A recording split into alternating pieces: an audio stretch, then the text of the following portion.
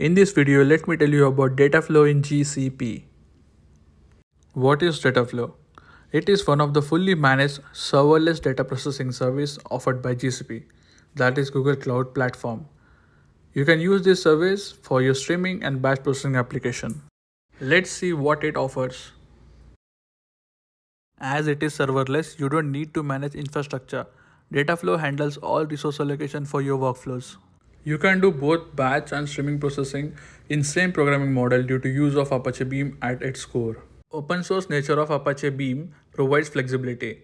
Beam also supports multiple languages and execution environment. Dataflow has built-in mechanism for high availability and fault tolerance. You only need to pay for consumed resources with minimum idle resource charges. No need to pay upfront infrastructure costs. Now, let's look at the use cases for Dataflow. You can perform real-time processing of streaming and continuously flowing data.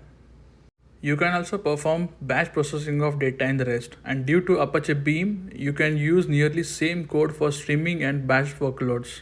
Collection of data from various sources to writing of data into various sources. All of these operations are possible with ease.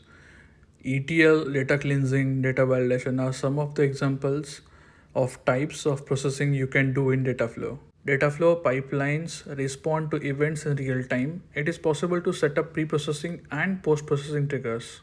We can talk about some of the benefits. Due to serverless nature and Apache Beam integration, development and deployment is streamlined for Dataflow pipelines. Rule-based scaling and resource optimization maximize the processing throughput. So what are the languages this Dataflow supports? It supports Java, Python, and Golang. We can conclude that Google Dataflow is one of the powerful, flexible, cost-effective solution to manage and process data effectively in cloud. Thanks a lot for watching video till the end. See you in next video.